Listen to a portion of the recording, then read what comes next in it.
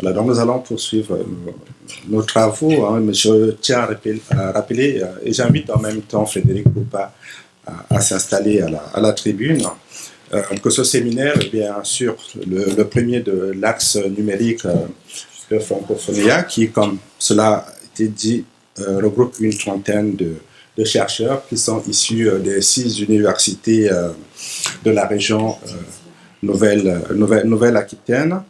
Et dans cet axe, nous nous intéressons à un certain nombre de questions, notamment les questions juridiques, les questions linguistiques, ça a été évoqué tout à l'heure par Giovanni, mais aussi tout ce qui concerne l'accessibilité, les humanités digitales, la coopération, la transformation numérique. Donc, à travers ce séminaire, donc, nous voulons clarifier par une approche interdisciplinaire les impacts qui seraient attendus à moyen terme de l'intelligence artificielle. Nous essayons aussi de développer un socle de compréhension partagée, de nous interroger également sur les conséquences de l'intelligence artificielle pour la société. Nous savons que cette intelligence artificielle est au centre d'un certain nombre de représentations, d'imaginaires.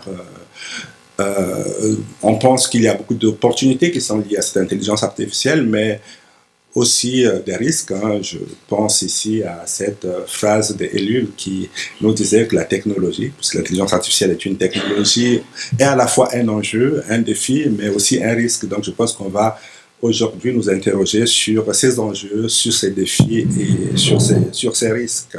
Donc nous allons commencer par l'intervention de Frédéric Poupa, mais nous allons au cours de la journée avoir 3 ateliers aussi. Donc il y aura tout à l'heure un atelier imaginaire en circulation dans le monde francophone avec une dimension comparative. Ensuite on aura un atelier qui va porter sur l'apport des sciences humaines et sociales, impact sur les sciences humaines et sociales.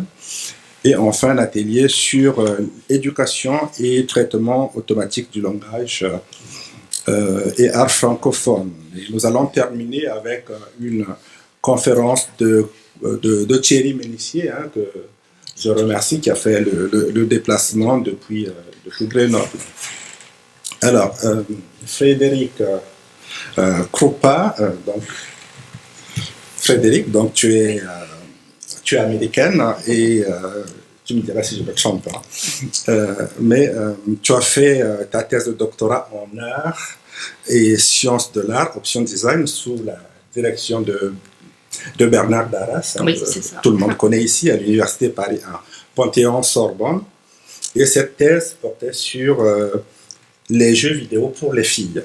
Oui. Donc tu t'es ensuite inscrite à l'école 42, oui. Donc une école très célèbre dans le cursus apprentissage machine et intelligence artificielle, où tu t'es familiarisé avec différents langages comme Python, comme HTML, CS, SQL et PHP et bien d'autres. Tu es actuellement directrice du Digital Design Lab de l'école de design de Nantes Atlantique. Mais avant ça, tu as enseigné dans des prestigieuses écoles de design telles que Parsons School et Design RISD. RISD. Voilà, ouais. University of the Arts, INSAD et Paris College of Arts. Ouais. Et tu as aussi travaillé chez Simple is Beautiful, une start-up spécialisée dans le développement et l'édition de logiciels et jeux qui sont distribués dans plusieurs App Store. Et tu as aussi travaillé chez Virtools, qui est une start-up spécialisé dans les jeux vidéo et la réalité virtuelle comme responsable Internet et communication technique. Voilà. Voilà, tu as fait plusieurs publications sur des thématiques variées comme l'apprentissage automatique, design d'interface, l'UX design, l'éthique de l'intelligence artificielle, l'IA et le genre, la modélisation 3D, et etc. J'en passe. Et donc aujourd'hui, tu vas nous parler, tu vas nous donner ton regard sur les impacts sociétaux de l'intelligence artificielle, et je te laisse la parole. Bonjour, bonjour. Donc oui, je suis designer de profession, spécialisée dans les expériences utilisateurs. Donc j'ai quand même un passé qui est très interdisciplinaire.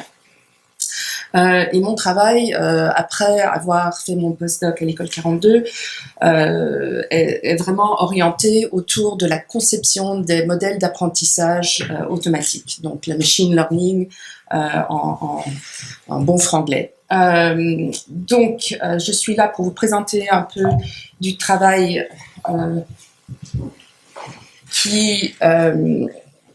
qui n'est pas exclusivement le mien. Il y a beaucoup de théories qui existent déjà dans ce domaine. C'est un monde qui est plutôt anglo-saxon. Je fais référence au livre ici. Donc, il y a quand même un bon cursus de travail autour des problèmes que tous ces modèles d'apprentissage automatique créent à travers leur utilisation. Et un des vrais problèmes, et c'est un peu l'angle que je vais utiliser dans cette présentation, c'est les mythes qu'on crée autour des intelligences artificielles. Donc quand on parle d'intelligence artificielle, c'est souvent très désincarné. On parle de quelque chose qui est dématérialisé, qui fait les choses comme par magie. Et en réalité, ça masque énormément de travail humain. C'est du travail humain, non seulement dans la partie centrale, par exemple ici, qui représente un peu la partie dématérialisée, qui va être le traitement de données, qui va être les algorithmes qui vont traiter ces données, qui vont créer un modèle prédictif. Et ça masque encore plus tous les objets physiques avec lesquels on va interagir. Ça nécessite des ordinateurs, ça nécessite des fermes de serveurs qui vont être à la disposition pour faire le traitement de nouvelles requêtes. Ça va faire tout un univers productif autour par exemple ici dans le projet de Kate Crawford.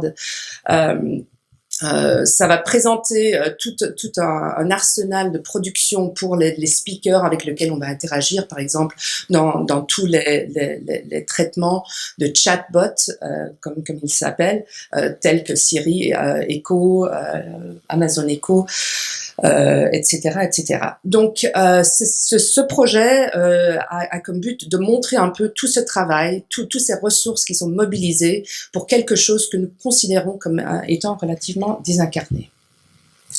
Alors, quand on parle d'intelligence artificielle, il y a plein de définitions qui restent relativement vagues. Celle que je préfère vient de François Chollet, qui est un Français, qui travaille maintenant à Silicon Valley. C'est le créateur de Keras, et il travaille chez Google en tant qu'ingénieur autour de TensorFlow. Et il publie souvent, plutôt à travers Twitter, ses pensées autour de l'intelligence artificielle. Et une de ses commentaires les plus intéressants, je vais le mettre là pour que je puisse le lire. Je vais pas tout lire, je vais vous laisser le plaisir de faire ça pendant que je parle.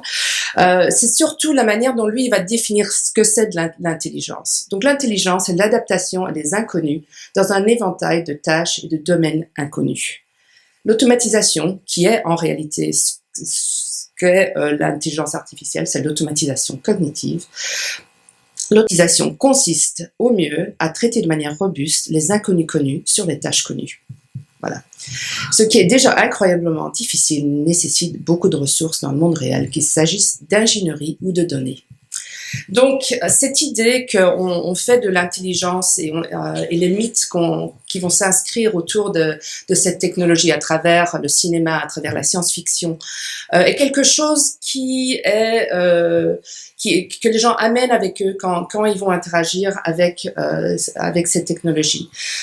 Et donc, c'est important de faire ce lien entre ce travail qui est à la fois fait par des humains, organisé par des humains, et donc sujet à tous les biais que les humains auront. Voilà. Donc voilà, on a différentes façons de parler de ces modèles d'apprentissage, le machine learning en particulier. Les scientifiques qui travaillent dans ce domaine, et je suis très désolée pour les experts, parce que je vais vulgariser ceci relativement fort.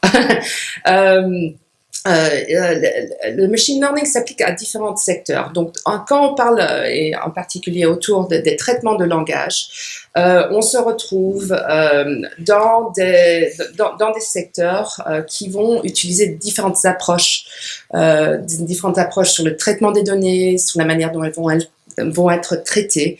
Mais ce qui est important de comprendre, c'est que dans toutes ces différentes stratégies, donc par exemple, est-ce que les données sont labellisées ou pas, est-ce qu'on est en train de faire différents types d'apprentissage comme le reinforcement learning, tous ces éléments-là passent par des méthodes de production qui sont relativement similaires. Qui est plutôt ce que je présente à droite. Donc, il y a des données qu'on va récolter d'une manière ou d'une autre. Elles vont être traitées, nettoyées, parce qu'elles vont devoir suivre des règles de traitement basées sur les approches algorithmiques qu'on va appliquer à ces données. Ces trois premières phases qu'on voit ici, par exemple, ça prend environ 80% du temps d'un data scientist habituellement. Donc, les données, c'est quelque chose qui est lourd, qui est fatigant et qui est souvent sous-estimé, c'est sous-valorisé. C'est une tâche et beaucoup de biais qui vont rentrer dans nos modèles prédictifs viennent vraiment de cette première étape qui est souvent faite de manière un peu nonchalante. Donc, je parlais de biais qui vont venir dans nos modèles. Il y a certainement des experts dans les biais cognitifs dans cette audience. Essentiellement, le biais, c'est un poids disproportionné en faveur ou contre une idée, une chose, et généralement de manière fermée, préjudiciable et injuste. Ces systèmes viennent souvent à travers ce qu'on appellerait des biais cognitifs. Ce sont des éléments que nous allons utiliser d'une certaine manière pour réduire la charge de travail mental. Les biais cognitifs, on est incapable de s'en séparer. Donc l'idée qu'on va arriver vers une neutralité totale dans notre technologie est aussi improbable que penser que nous allons pouvoir ne plus avoir ces biais cognitifs qui sont en réalité très importants pour nous, pour agir dans le monde. Okay. Si vous connaissez le travail de Kahneman, essentiellement, il y a deux façons principales d'interagir dans le monde. Une qui est de le traiter de manière intuitive et à travers nos instincts. Et le deuxième qui est la pensée rationnelle. Alors, la pensée rationnelle est épuisante. Et à cause de ça, il faut vraiment le limiter aux choses qui vont être vraiment clés. Okay. Donc ces biais cognitifs, je me perds un peu entre les ordi. Donc ces biais cognitifs ont été répertoriés. Donc ceci c'est le codex des biais cognitifs qui en a recensé environ 180. Vous pouvez les trouver sur Internet et avoir des descriptions, mais ça va être des biais cognitifs qu'on va mobiliser à des moments assez clés, quand il faut faire du tri.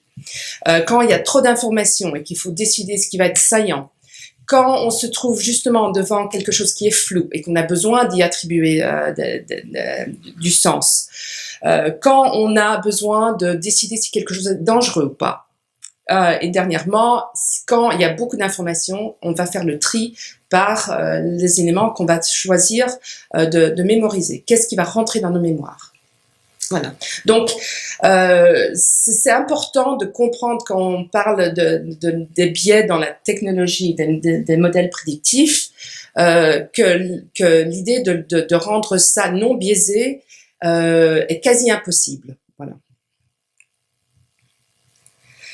Donc, je vous ai montré le schéma qui présentait un peu les étapes de création de données, les traitements, les divisions, les tests qu'on fait pour voir si les modèles fonctionnent comme ils devraient. Il y a des différents endroits où le biais peut rentrer dans la production. Donc, j'ai parlé rapidement des données et je vais donner un cas d'exemple pour vous expliquer rapidement comment les données peuvent être biaisées et où les erreurs peuvent se trouver. Il y a l'étape de vectorisation, de numérisation. Hein. Donc, les données doivent pouvoir être traitées de manière mathématique. Et quand on fait cette traduction, parfois, il y a des pertes. Hein. Ce n'est pas complètement neutre. Alors, il y a beaucoup de scientifiques, surtout les hyper-rationalistes, qui pensent que les chiffres représentent notre monde de manière adéquate. Non. Le bruit est perdu et le bruit est extrêmement important. Et donc, non seulement est-ce qu'il y a les approches algorithmiques qui peuvent être différentes et qui peuvent être plus ou moins explicables, plus ou moins compréhensibles, il y a aussi justement l'acte de cette numérisation. Il y a ce qu'on appellerait l'activation. Comment est-ce qu'on va faire ressortir ces prédictions? Quel va être le tri qu'on va faire? C'est un moment assez clé pour faire ressortir les prévisions. Et finalement, qu'est-ce qu'on fait avec ces prévisions une fois qu'on les sort? De nouveau, c'est des prévisions. Ce n'est pas une certitude. Il n'y a pas de bienveillance. C'est du simulacre. C'est de la prévision, vraiment. Et il faut comprendre qu'il y a toujours des risques quand il y a des prévisions, et donc est-ce que l'humain est inclus dans cette prise de décision finale ou pas. Donc je voulais vous faire rapidement une présentation d'une base de données et expliquer un peu où peuvent se trouver les problèmes. Donc ceci, c'est ImageNet qui a été commencé en 2009 par deux chercheuses à Stanford, et c'était un dataset qui a été fait plutôt pour le domaine de ce qu'on appelle computer vision, qui est la reconnaissance d'images. Comment est-ce qu'on arrive à entraîner des moteurs pour reconnaître l'information qui se trouve dedans. Maintenant, c'est surtout utilisé avec des approches de réseaux neuronaux, et ça utilise une hiérarchie qui est basée sur une structure lexique qui s'appelle WordNet, qui a été fait par un autre chercheur à Stanford. Donc, on voit que les images sont dans un format de 125 par 125 pixels et ils rentrent dans une hiérarchie de valeurs. Alors, quand ils ont commencé ce projet, c'était les étudiants de Stanford qui étaient chargés de labelliser ça. Mais les étudiants de Stanford coûtent très cher. Donc, très vite, ils ont commencé à trouver d'autres sources de travailleurs à travers Amazon Turk. Et ceci, c'est l'interface qui est utilisée pour attribuer les valeurs sémantiques à ces images. Alors, les personnes qui sont recrutées pour ça sont en général dans les pays où les travailleurs sont qualifiés, mais pour qui il n'y a pas assez de travail intéressant en informatique. Donc, on va se retrouver avec des pays anglophones plutôt pauvres, où les personnes qui ont des diplômes et qui ont des ordinateurs peuvent travailler, ce que Antonio Casilli appelait les tâcherons, attribuer des valeurs à ces images pour quelques centimes par clic essentiellement. Donc, c'est un travail qui est disséminé de manière très très large. Il y a 14 millions d'images qui apparaissent maintenant dans cette base de données. Dans cette base de données, on voit que la plupart des images viennent plutôt du monde anglo-saxon. Donc, ça va être quand on va montrer une mariée, ça va être plutôt une mariée avec un style d'habit qui va venir du monde anglo-saxon, etc., etc. Ah non, c'est pas ça que je voulais. Voilà. Alors, le problème avec ces annotations, c'est bien sûr tous ces fabuleux biais auxquels je faisais référence vont venir dans la manière dont les valeurs vont être attribuées à des images. Et donc, ceci, c'est un projet aussi par Kate Crawford. C'était une expo qui s'appelait Excavating AI, qui montrait essentiellement qu'est-ce qui se passait dans les sous-catégories, le subtree des femmes. Et on voit par exemple que les femmes très vite vont être labellisées avec des terminologies absolument atroces et que on se retrouve avec énormément de valeurs qui sont à la fois sexistes, racistes, homophobes, vraiment des terminologies absolument atroces. Et donc ils ont fait une expo en ressortant les images et les valeurs qui avaient été attribuées par tous ces annotators, je ne sais même pas comment ça s'appellerait en français, les personnes qui définissent ces valeurs. Donc l'équipe qui avait commencé ImageNet, donc c'est des chercheurs de Stanford, ont refait un travail en 2019. Pour regarder qu'est-ce qui se passait dans cette fameuse subtree des humains dans ImageNet. Et donc, ils ont fait un recrutement pour leur test des annotators à travers Amazon Turk. Et ils leur ont demandé est-ce que cette image est safe, donc est-ce que c'est une image qui n'est ni raciste, ni sexiste, ni homophobe, et est-ce que c'est une terminologie qu'on pourrait attribuer, sur lequel on peut attribuer une image, donc imageable. Et donc à travers ces tests, ils sont allés de 2832 labels pour les humains à seulement 159 qui sont à la fois imageables et non sexiste, homophobe ou raciste. Voilà. Donc, à dire qu'il y a quand même un travail assez important qui doit être fait de supervision de l'information qui va rentrer dans les annotations. Donc, c'était un problème de cadrage dans ce système. Donc ça, c'est déjà la valeur qu'on va commencer à attribuer aux images. On voit aussi les bases de données qui sont utilisées, qui sont créées spécifiquement pour les entraînements de la reconnaissance du visage, par exemple, qu'il y a très peu de diversité dans les bases standardisées par défaut. Donc les questions de qui est en train de faire ces datasets doivent se poser. Quelle représentativité est-ce qu'il y a, etc., etc. Donc, il y a un autre projet par Joy Buolamwini et Tinit Gebru. Joy Buolamwini est africaine-américaine. Tinit Gebru vient de l'Éthiopie. Et elle travaille dans différentes facs très prestigieuses aux États-Unis et elle se rendait compte qu'elle avait vraiment énormément de difficultés à se faire reconnaître dans toutes les technologies de reconnaissance faciale. Donc, elles ont créé une base de données de représentativité à travers, je vous la montrerai un peu plus tard, mais ils ont créé une base de tests pour voir comment fonctionnaient les différents moteurs de reconnaissance faciale avec les différentes typologie de pigmentation de la peau. C'est un peu dur de voir là, mais que essentiellement, quand on est un homme blanc, on a environ 1% de marge d'erreur dans la reconnaissance du genre. Et quand on arrive à des peaux de typologie plus foncée, on arrive à 12% d'erreur. Quand on est une femme plutôt claire, on va être dans les 7% d'erreur, et quand on est une femme avec une peau plus foncée, on est plutôt dans les 35% de marge d'erreur. Et donc, on voit à travers ce travail que la représentativité désolée, je trébuche parfois sur les gros mots.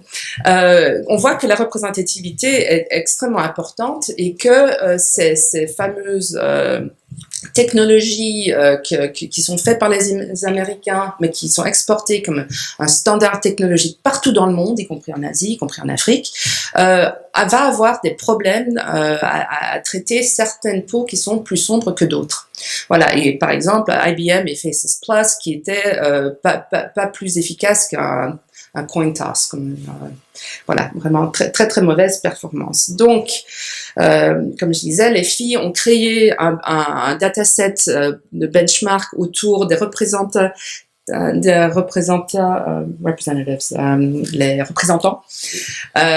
au Parlement de l'UNESCO, où justement il y a une très bonne représentativité de différentes typologies et couleurs de peau pour pouvoir tester ces fameuses technologies de reconnaissance faciale et pour voir vraiment si la performance n'est pas biaisée. Donc c'est vraiment un outil qui a été créé pour tester les biais.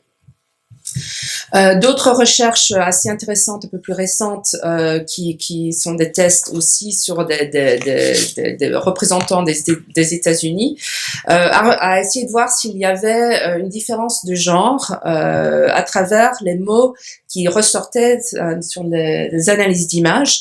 Donc, c'était tous des élus des différents États américains.